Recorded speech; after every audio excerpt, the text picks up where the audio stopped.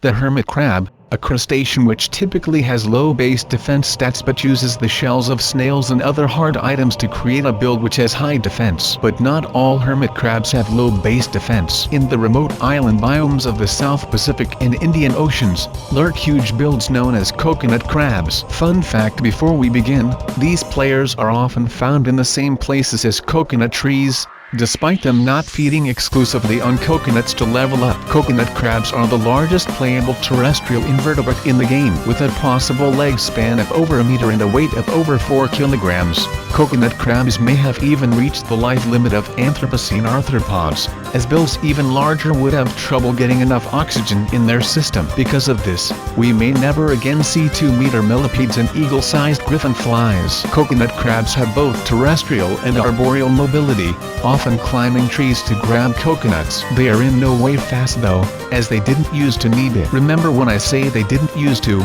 because humans and the support players they bring with them such as dogs and pigs have recently become troublesome for the coconut crab player base, with some populations even quitting entirely. They have an omnivorous diet, eating everything from fruits and nuts to toxic sea mangoes and even live prey. More on that later. The presence of sea mangoes in their diet is what makes certain builds poisonous to humans, buffing their defense stats a little bit. Despite all this, coconuts are probably the most important part of their diet. On islands that lack coconuts, the coconut crab player base is usually half the size of their counterparts on islands with coconuts. Their power stats aren't too bad, mainly due to their strong grab, which can exert a force of up to 1500 newtons. This comes from the coconut crab's giant pincers, which are among the largest in the game. Fun fact: a coconut crab's left claw always grows larger than the right. These players, while mostly vegetarian, will eat anything they can catch. As mentioned before, they will eat live prey,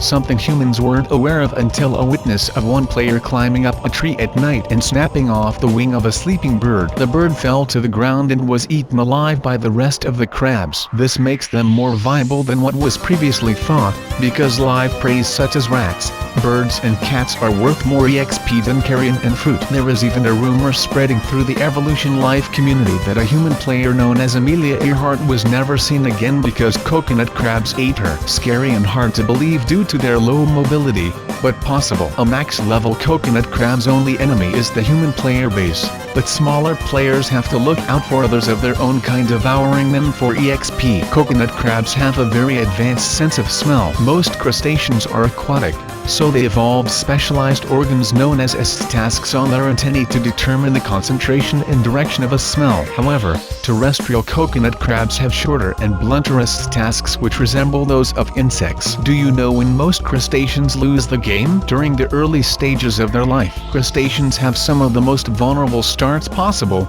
beginning their playthrough in the form of larvae the size of plankton, floating in the pelagic zone of the ocean for about a month. Most are griefed by other players during this time, but even the survivors aren't safe yet. When ready, the new players travel to the seabed, using abandoned gastropod shells for protection. Within the first year, the crabs permanently leave the water and lose the ability to breathe beneath the waves. They reach sexual maturity at level 5, but take 35 to 55 more years to reach max level. The other time coconut crabs, and really any player in the arthropod faction is the most vulnerable, is after molting. Coconut crabs somewhat minimize this weakness, seeking shelter inside burrows while their new exoskeleton hardens. The problem is that they have to do this once every year for 40 to 60 years, so it's not a foolproof strategy, but overall, not bad. To regain some nutrients, coconut crabs eat their old exoskeletons too. After all that, you may be asking, where do coconut crabs rank on the tier list? While they have high defense,